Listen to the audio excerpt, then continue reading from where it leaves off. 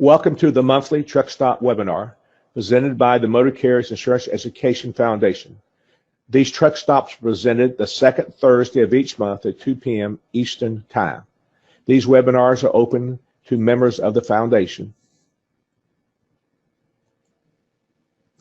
These webinars are presented as industry update for information purposes only and do not qualify for state CE credit.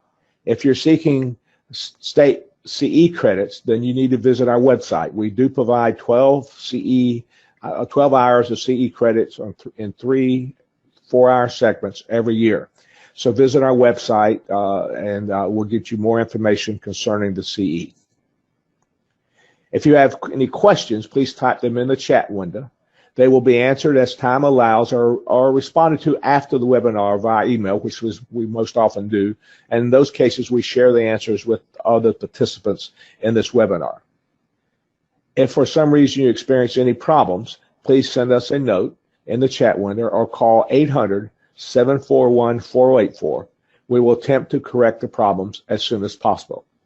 Once this webinar is over, it also will be posted at our website, both the PowerPoint and also the voiceover.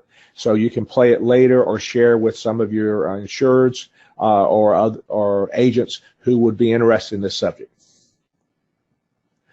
Managing pollution liability claims. This is an area that when we teach it, we talk about the need to respond immediately. We talk about the coverages and the MCIEF 90 requirements, even when there's no coverage, and the various ways that coverage can be provided. But one thing we haven't drilled down a lot to is what happens when the occurrence happens, and where are we on a legal standpoint, and where are we on a how to handle this cleanup. To that end, Joe Beaman was referred to me, and he's from Raleigh, North Carolina, which, as I told Joe, is my home week. I was born about 40 miles south of where he's located now. Of course, some of you know I was graduated from Wake Forest University a zillion years ago. Anyway, Joe, welcome. Tell me a little bit about yourself and about your company, if you don't mind. Well, thank you, Tommy. Yes, I'm an environmental consultant. I'm a licensed professional geologist and have been in the industry for about 28 years. I started Highlands Environmental Solutions back in 2003 to focus on providing solutions to environmental issues rather than drawing them out into long-term monitoring projects. If we can properly clean up sites and contamination issues, then we're doing a good service for our client and keeping the cost down. So we try to focus on the solution. Joe, that's very important. So because some people don't dwell into what the MCIEF 90 requires, but we have the coverage in the policy if you have the right endorsements and buy it back from cargo losses or pollution loss caused by cargo. But the MCIEF 90 also requires continuing monitoring of the location. And so there's sometimes a gap in the coverage in the area that later at the annual conference we'll deal on more than that. But your company getting it signed off as completely done will take some of that liability away. So that's a very important part. So let's go ahead with a program. Joe, I think you can control the slide, so go ahead and punch those and move on to the next slide. Okay. Well, we do work with several insurance providers and numerous trucking companies. And I'm always surprised when people don't realize how many entities out there can be exposed to environmental liability, from not just petroleum outlets and industry, but private homeowners. They may have home heating oil tanks, they may have asbestos, lead paint. So there are a variety of folks out there that may be exposed to environmental liabilities, and making sure they have proper coverage is important. Environmental liability is costly. I'm not going to sugarcoat it. These claims are often very expensive. If they're not handled properly, then environmental enforcement fines can be very high. You may have third-party damages and liability, some which may be real. Your insured may have contaminated someone else's property, or they may be perceived and they're not real. You may have injuries and damage to human health, natural resource damage. Something that's very important is there may have been contamination there before, and now you've added to it, and it's a commingled issue. And then property devaluation. And the big thing to remember is ignorance of environmental regulations is not an acceptable defense. Just because you don't know that an environmental regulation is there, that's not a proper defense. You need to know what's going on and know going into it.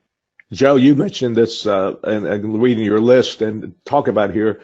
A couple things have come up in my actual insurance career. One is one of my customers was buying a piece of property, and there was some potential pollution elements there from the previous one. So we had to handle in that in the buy-sell agreement those potential commingles you said later there. Second thing is I tell the story back when I was teaching garage. My grandfather in the eastern part of North Carolina, just west of Fayetteville, where I was born in Clinton, had a 7-Eleven store before it was 7-Eleven. He had gas pumps there, and he was a Gulf dealer forever.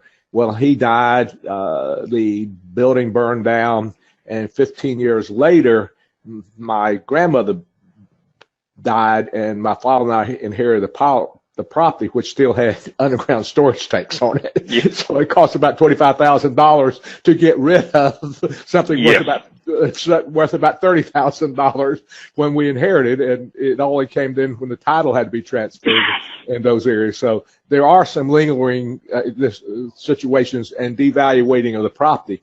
Back when this was really before all this really started, there was a lot of property where the banks would refuse to foreclose on certain properties with this potential environment because they didn't want the responsibility that my father and I had after we inherited it. Mm-hmm. Exactly.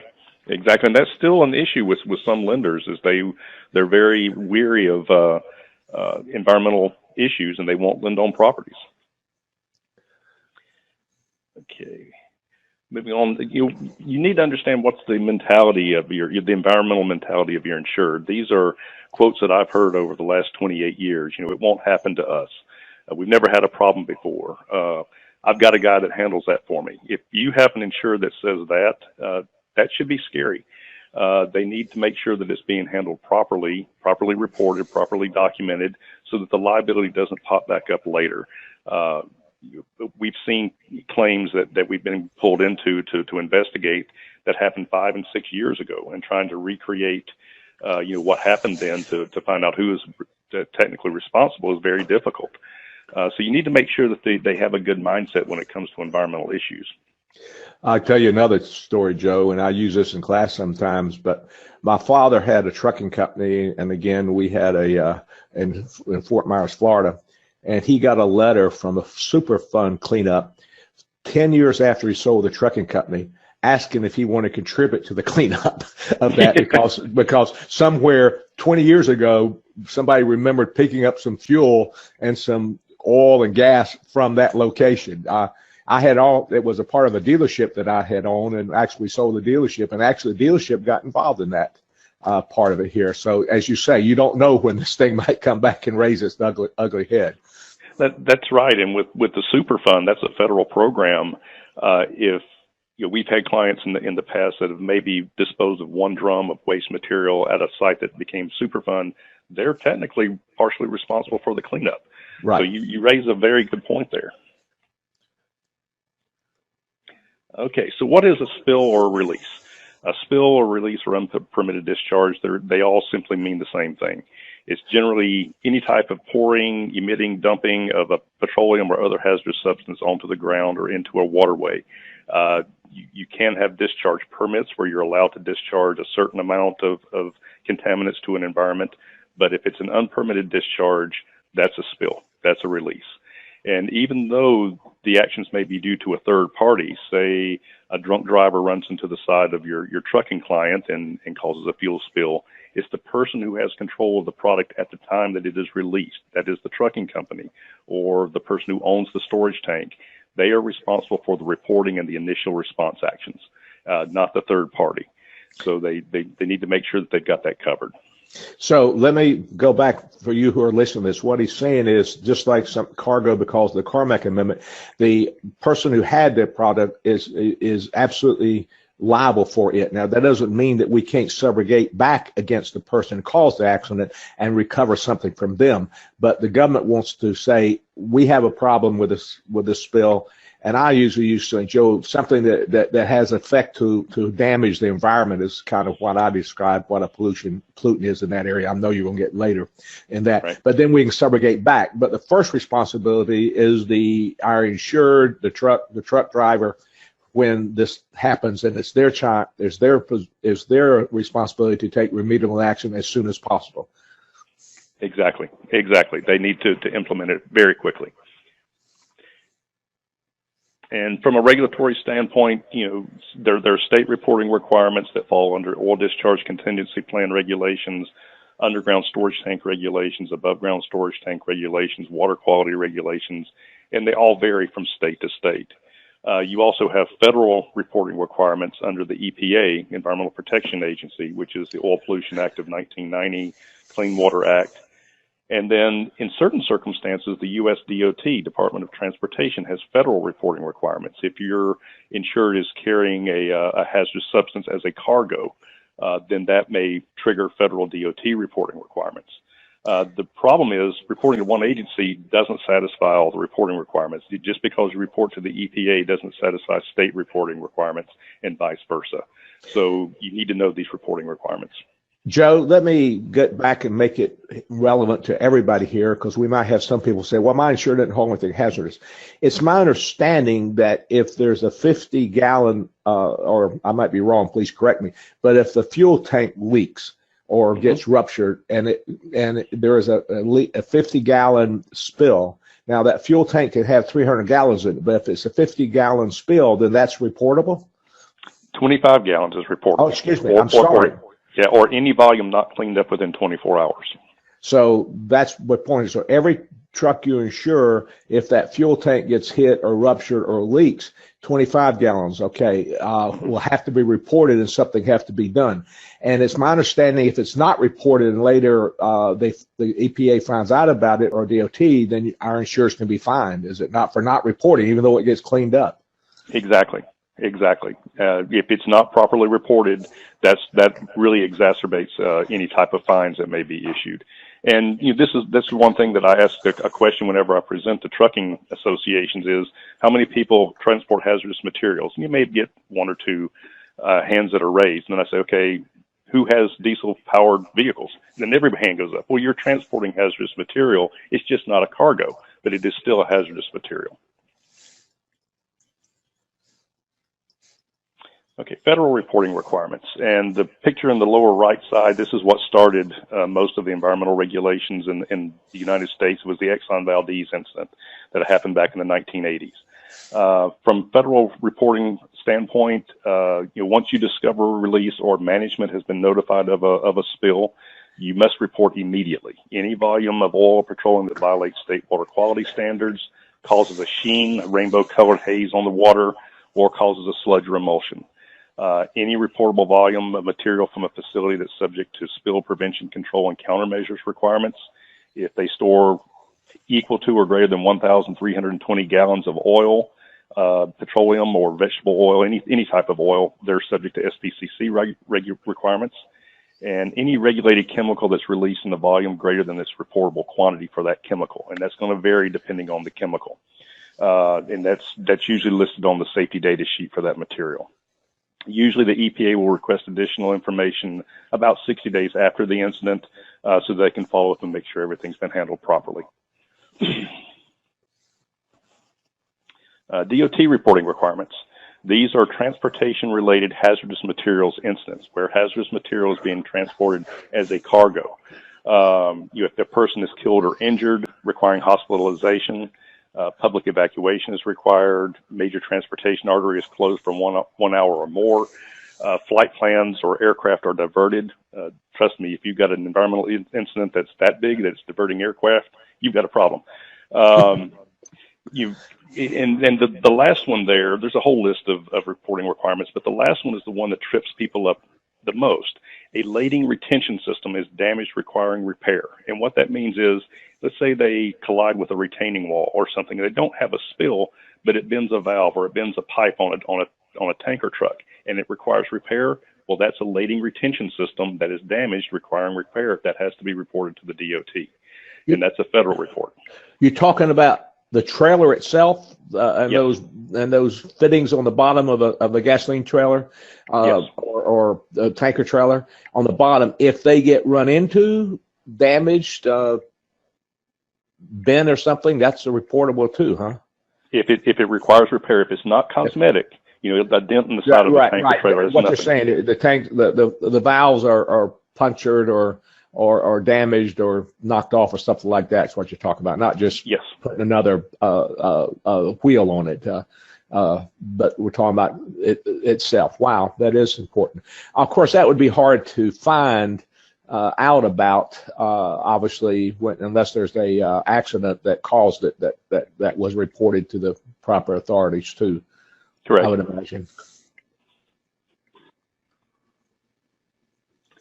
State reporting requirements. It's going to vary from state to state, but in general, you have to report immediately or at least within 24 hours if you have a confirmed or suspected petroleum release from an underground tank, a confirmed release greater than 25 gallons, any release, regardless of volume, whether it's 1 gallon or 100, that impacts the surface water. If it gets into a stream, you have to report. And then any release of a hazardous material in a volume greater than its reportable quantity. And again, that goes back to the EPA's list of lists that lists out what those reportable quantities are, and also on the bill of lading or the safety data sheet for that material. Joe, that's a point. You mentioned the data sheets that are half here.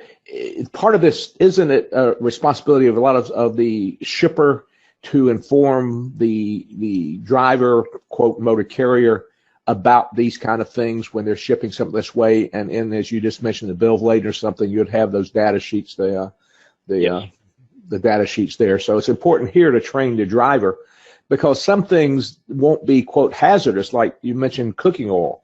I know we probably have a number of our insurers who haul for grocery stores or places like that with cooking oil and those kind of things involved in it that would require, and a turnover and a crash, if those things broke open, would require this, not just the 55-gallon drums of oil on the back of a flatbed. Correct. The only food product that's exempted from the Oil Pollution Act is milk itself, and it's the dairy industry that got that exempted. So if you spill milk, you don't necessarily have to clean it up. But any other type of oil, definitely. Myths and versus truths about reporting releases. Everyone thinks they're going to get in trouble if they report a spill. It's the exact opposite. You get in trouble if you don't report it. If a client comes to me and says we've had a release and wants us to report it, if it turns out it's smaller than they originally thought, I can correct that. I can't correct for someone not reporting a release when it has to be done. So myth number one: if I report, our company will immediately receive a fine. No, the truth is, in most instances, if you properly report and then properly address it, the fine is usually reduced or it's non-existent. If I report, the fine will be higher. Exact opposite is true. If you fail to report, it's an elevating circumstance for fines, and the EPA has a calculator that they go down if they issue fines, and that's an elevating circumstance. A third party calls a release. Doesn't matter. The entity that has control at the time of the release is responsible for the initial reporting. If I don't report, no one will know. Well, chances are the fire department's probably already reported it, and the fire department reporting it doesn't satisfy the responsible party's reporting requirement. So they probably already know about it. In short, if you're in doubt, report it. That's the best thing to do.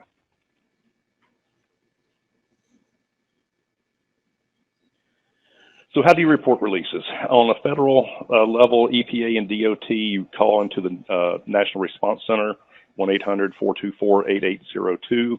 It's manned 24 hours a day by the Coast Guard, and it's the national clearinghouse for reporting release incidents. Usually they want you to report within 1 hour of discovery. However, for certain substances, your extremely hazardous substances like anhydrous ammonia, sulfuric acid, and things like that, reporting is required within 15 minutes of discovery. So you've got a very short window there. Joe, let me ask you a question here, because when we teach this, that extra heavy stuff, I've always made the comment that our insureds don't inadvertently pick that stuff up, because a shipper has a responsibility to make sure the motor carrier who's hauling that is properly qualified with a driver background check and the equipment, that kind of stuff. Would the shipper also be responsible for informing the driver, the motor carrier, if their commodities fall in this 15-minute level that they have to do that, or should just okay? So you could go back to the shipper. I am correct. The shipper has to make sure they're responsible for and done right. Am I not in this area? Or they would be brought into the suit. I don't mean they're going to be absolutely liable, but they could be involved in this in the claim. They could be brought into a claim, yes, but as far as being liable for the transport or any accident that happens during the transport, it really falls back on the trucking company. But like you said, the shipper can be brought in if they didn't provide proper information or enough information for that driver to operate safely. Yes, they could be. I would see where they could be held liable, or even properly screened that motor carrier who hauls it to make sure they have the right permits, the right insurance, and the driver has the right qualifications. Correct. On a state basis, most states have a central call center. It's usually with the state emergency management department.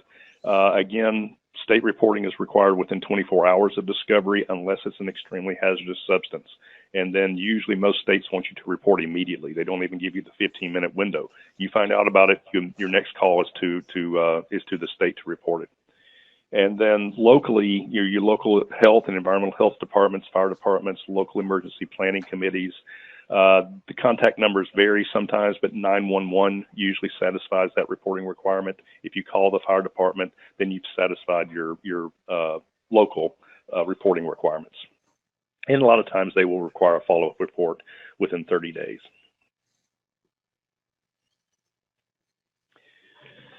So like I said before, environmental problems are expensive problems. How do you reduce your liability? Well, first, have your insurers develop a contingency plan and train their employees before an incident occurs. 3 o'clock in the morning on a Saturday, Googling someone to assist with a spill cleanup is not the way to do it. You need to have a relationship in place beforehand and a plan to address these issues. Things from equipment failures, vendor errors, motor vehicle accidents, and even employee and customer errors. They overfill their fuel tanks at gas stations all the time, and occasionally they will drive off with the nozzle still in the vehicle and take the dispenser with them. These things happen, and it's just the nature of the business, and you need to be prepared beforehand so that you don't run into problems down the road. Request that your insureds make notification or file claims in a timely manner. We don't see it as much now, but in the past, we've gotten calls a month after, calls from insurance companies, claims underwriters, for instance, that happened a month before. And it's very difficult to recreate what happened on those. They need to file and make their agents notifications as quickly as possible. Advise your insurers to execute proper environmental due diligence before purchasing a property. Tommy, you mentioned this earlier. Right.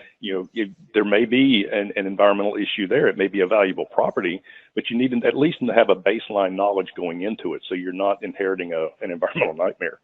Joe, and I want to make a point here. This is insurers have locations this way, and most of the things that you have on a truck terminal will be a pollutant from the garage, the oil, even where they wash out the back of their trailers could create a situation in this area. And at the people who are listening, Joe's going to be at the annual conference, and we're going to carve out one of the sessions that you can look at. And that part will talk about some coverages involved in this. And you can, and we were successful to buy a policy that would cover the problem if it rose later on that property I talked about. So there are some coverages that can be bought that protect your insured when they're buying the property that could have something involved in it, and that will be a coverage situation. But the point here is you could inherit that problem like we did with my grandfather if you don't take those cautions. Correct. Number 4, advise your transport insureds to inspect new delivery locations before the first delivery. If they're offloading some type of liquid chemical, especially petroleum. If you look at the lower left, you've got 2 above ground tanks there. The dispenser is inside the containment. You've got a nice containment wall all the way around the tanks. If there's an issue during delivery, it's going to be held within that secondary containment wall, and the cleanup is a lot easier and less messy. The one on the right, you've got a secondary containment wall with the white tank inside of it, but the offloading ports extend beyond the wall. And you can see staining down the secondary containment wall there. So there have been spills in the past. Look for these things. Make sure that the drain valves for secondary containment structures are closed before you start offloading product. And cell phone pictures go a long ways in this area. Yes, yes. Here's an example of one. This is a home heating oil tank, above ground storage tank. You can see that the tank is there and they built a porch above it because the fill port, they actually drilled a hole through one of the joists there and ran the fill port out the outside so they could fuel the tank. But a fuel delivery driver was delivering fuel to the tank. He couldn't see the vent. It was back up underneath the porch there, and he overfilled the tank. This resulted in us having to go out and excavate the contaminated soil, and it cost about $50,000 just from a small heating oil spill. Is it true that when you turn to the fire department in these rural areas that always these people with the white suits come out are usually related to the fire department's chief? Some of them, yes, and especially in your more rural areas, yes. There's a small area of people here, and the small area they have relationships with those things, and a lot of them they don't happen as often. Towing we call a real problem because there's no control over it. But the same thing here, the immediacy creates we got to do it now, and the dollars aren't looked at until after the fight. Well, you fight about it. Right. And so you don't have any control if you don't have something in place beforehand to make sure you got someone to step in this area. One of the examples I use in my classes, and this actually happened in a case, we had one of our insureds were driving through a orange field with a hose on it, and the hose split, and there was 1,000 gallons of a herbicide. And $65,000 later, we had it cleaned up, but the herbicide was there to keep weeds. I would love to put that dirt in my property I need filled to get rid of the weeds. I mean, and because we did not have, in this case, something in place, and the carrier I dealt with did not have something to respond to this, we were pretty well subject to this rural area cleanup because we're talking about farming now, so they had to bring people from a different location, and to get that done. But those are the kind of small things you might see that needs to be addressed and thought about beforehand. Mm-hmm. Absolutely. This is another home heating oil tank example. This tank was actually on this stand here. You can see it's corroded in very bad shape. They actually had a new stand that they were going to put the tank on, but it was originally on this corroded stand. Delivery driver delivered fuel to it. As soon as he left, the tank fell off the stand and ended up with about a $31,000 cleanup. That could have been avoided if he would have just called his dispatch and said, look, this tank looks like it's about to fall over. I'm afraid to put fuel in it. But he didn't, and this is what happened.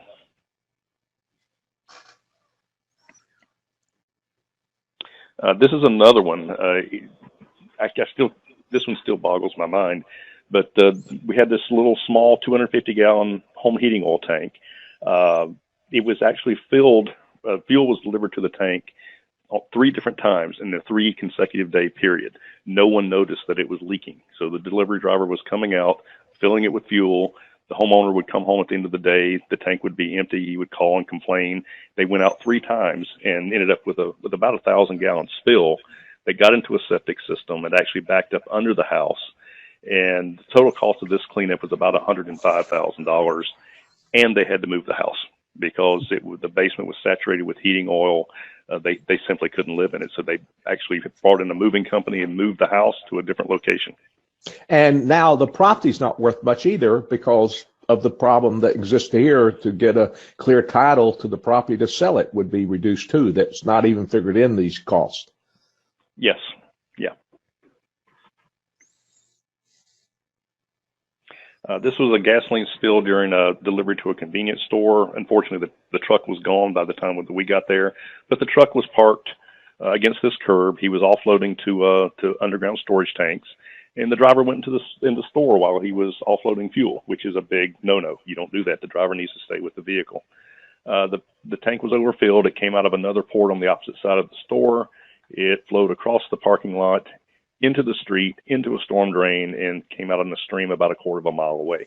It wasn't an expensive cleanup from the property standpoint because everything was paved, but cleaning up the stream was pretty expensive. There was a story that we tell in this where a truck was delivering diesel fuel into the ski chair location in Colorado. And if you haven't been skiing, most of those chairs have a auxiliary electrical power that will crank up if electricity goes down here. And they put the diesel fuel into a venting hose instead of the right hose and got in the ground. But you know the thing about it, Joe, they went and tried. They never found where the fuel went. It just dissipated. they tried to find it and clean it up, but they could never find where it went. So obviously it went somewhere, but didn't cause an environmental when they couldn't find out about it. But that would be, and that's covered, by the way, on the auto liability situation, because you're unloading it, and during the unloading process is when it happened. So that would be also something from coverage standpoint. But again, sometimes these spills are hard to isolate, and the cost to try to find out the damage becomes a lot of dollars just to do the research or the investigation, the forensics. Yeah, and you bring up a good point there, Tommy. You're making sure that they have the proper coverage. You know, usually a leak from a fuel tank that's on the vehicle itself is being used to fuel the vehicle. That's usually covered by the auto liability policy. But a tank in the bed of a pickup truck is considered cargo. Right. So it may not be covered by that liability policy. So making sure that your insureds have the proper coverage is very important. And this, the point that Joe's making here, most of you all who are listening know that the foundation basically talks about how to insure and the coverage needs for long haul interstate truckers. So y'all are thinking 18 wheelers in this case. But what Joe brings up, how many of y'all would insure a contractor or a farming operation or something like this that has a service truck with a 100 gallons or 500 gallons sitting in the back that goes out and fuels equipment up or fuels things? You don't think of those things, that you have the buyback cargo for those coverage for the pollution caused by cargo in your forms without adding the CA 9948 endorsement or similar endorsements on it. And we don't think about those things, but that is, as you pointed out, that's the cargo of the insured, which is excluded unless you buy it back on the pickup trucks and these kind of things. Right.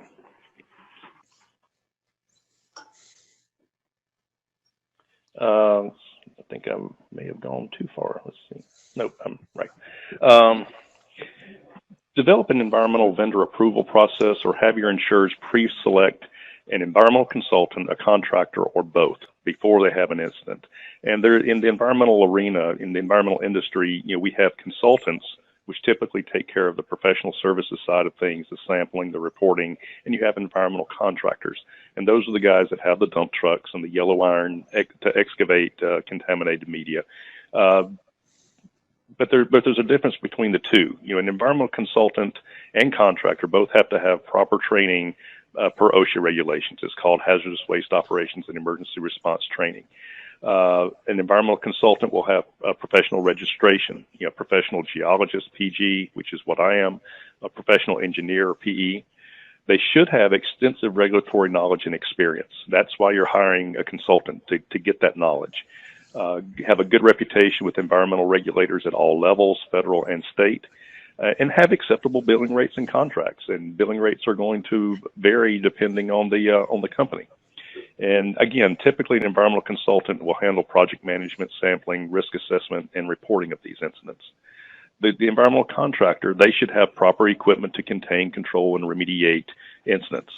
They may or may not be able to handle all chemical releases. They may be set up to be able to handle petroleum, but couldn't handle an acid release, for example. So you need to make sure they can handle what you're transporting. They need to have a good reputation, and again, they must have acceptable billing rates and contractors. And one thing that we're seeing now, and I think you mentioned it earlier, Tommy, is that towing companies are beginning to get into the environmental remediation arena, and we're seeing some real problems with that. They're not properly cleaning them up, and they're charging way too much for these cleanups. Right. That creates the physical damage, but here's another area where the towing companies take advantage of the "I got to do it now" sign here, and then later we have a bill we have to dispute. And the problem that you just pointed here bothers me even more. They don't know what they're doing, so we end up having to relook at that later, thinking it's all over 2 or 3 years later or months later. By the way, in your position, you're a contractor. Are you also, a consultant? Are you also a contractor, or does most consultants have a list of, quote, preferred contractors that they usually use, that they have some knowledge of their abilities, but also some control of what's charged? Well, most consultants do have a list of contractors. Our company, we kind of blur the line between the consultant and the contractor. We actually will go out and get our hands dirty. We'll do some of these cleanups ourselves. And we do have response capabilities. But if it's a major soil excavation or pumping event, something like that, we will hire a contractor that we've already pre-approved. We know their billing rates. We know have their insurance on file. So we know that they're quality folks, and then we'll let them do what they're good at, and then we'll handle the professional services side of things to make sure that it's properly performed and documented. But yeah, we will get our hands dirty from time to time. Well, also the big part here, you have some control over the billing. You make sure what they're billing for are things that are documented, that actually happened and was necessary. Yeah, and and our contractors know going into it, we don't want them to take everything on their yard to a 5-gallon spill. You don't need a vacuum truck for a 5-gallon spill. Leave it at the yard. Just take what you need, and if they need more when they get there, then we can authorize that. But keeping control of cost is paramount.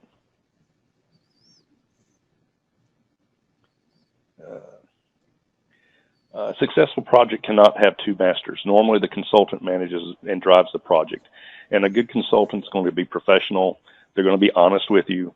They're not going to just tell you what you want to hear. I'm going to tell you what you need to know. And some people like that, some people don't. But that's my job as a consultant, is to tell you what you need to know. Ensure that the project is conducted safely, because if someone gets hurt on the job, it can right back up the chain to the client, and they could be under investigation. Communicate regularly in a timely manner. With smartphones and everything now, that's easy.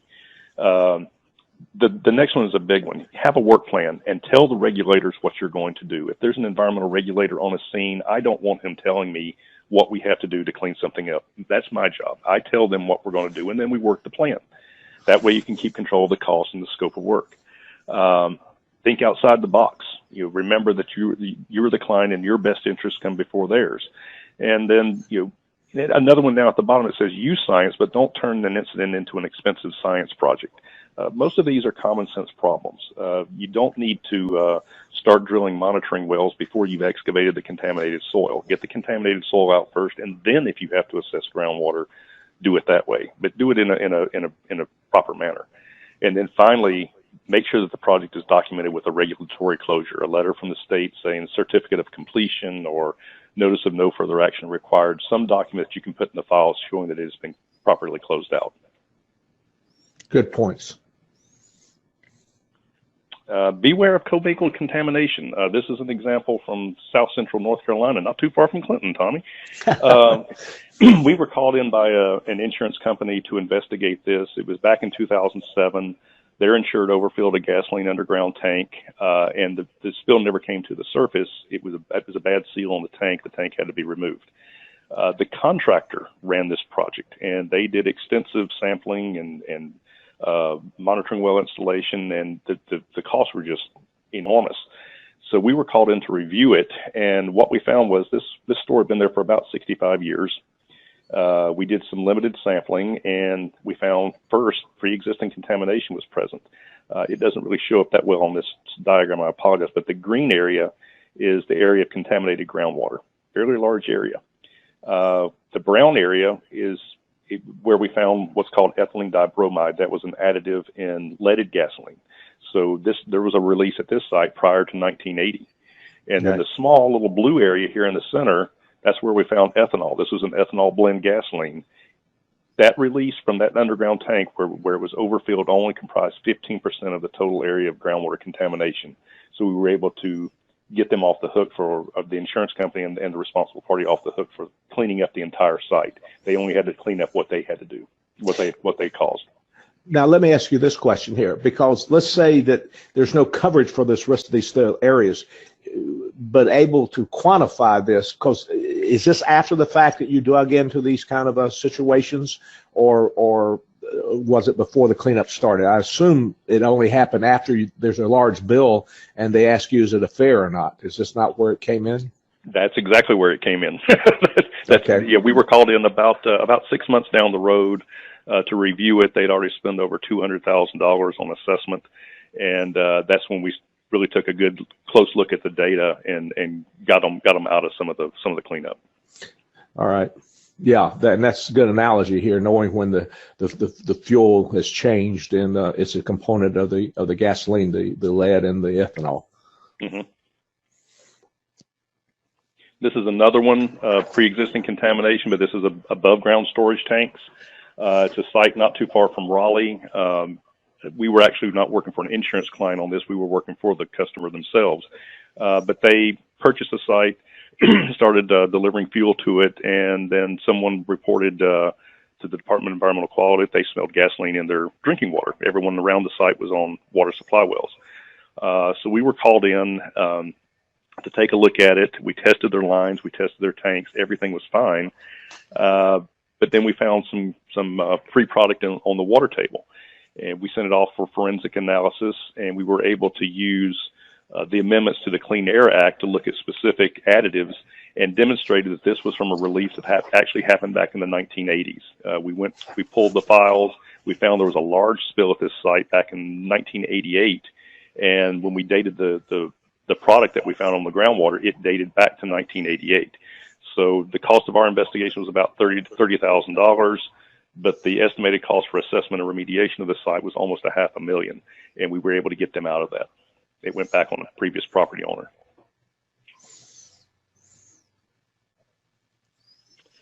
Aggressively remediate petroleum impacted soil when a release occurs, because it's much cheaper to excavate soil than to have to clean up groundwater. You're looking at days to clean up soil, years to clean up groundwater. This was an incident that occurred in eastern North Carolina. There was a tropical system that was coming, so we had to move quickly. Tanker overturned, a fire hydrant punctured the tanker, and they released 7,500 gallons of diesel fuel. So the first day, you see the tanker on its side. Day number 2, we're doing some drilling and assessing how deep it is. We're also excavating. Day number 3, we've got the area completely excavated. Day number 5, 2 days before the hurricane came ashore, we had everything backfilled and we had it closed out within 30 days with regulatory closure. No groundwater contamination. We took out about 5,000 tons of soil in a 3-day period and disposed and backfilled within 5 days. And the point here is that if the hurricane came and we're familiar with it where I am, if the water and the rain would be there and that was still there, then that runoff of the water coming from the rain would have spread over far more geographical area than this one that you contain here. It looks like just a couple hundred square feet there. Yeah, absolutely. And it would have pushed into the groundwater. Right. As the rain, and made it a much more expensive project. Advise your insurers to develop a media policy. People don't usually think about this, but no comment is not a good answer, because a good reporter is going to keep pushing and pushing and pushing and may go to social media or talk to your employees, but make sure that they have a media policy, one central person. And if cameras are on a scene, always treat them as the microphones are always live. Some of these boom mics, they can pick up a whisper 300 feet away. You don't want negative comments showing up on the news from your company. And then this is another big one. Make certain that all waste is properly documented and transported to properly licensed facilities. Responsible parties have cradle to grave responsibility for their waste material. That means from the point where it's generated to the point where it's disposed, you are responsible for it. And if it's going to a non-permitted facility, if it's going to a buddy's 40 acres behind his house and you're disposing of it there, that's not proper. Every load of soil or load of water or whatever waste material is coming out needs to be properly manifested and documented.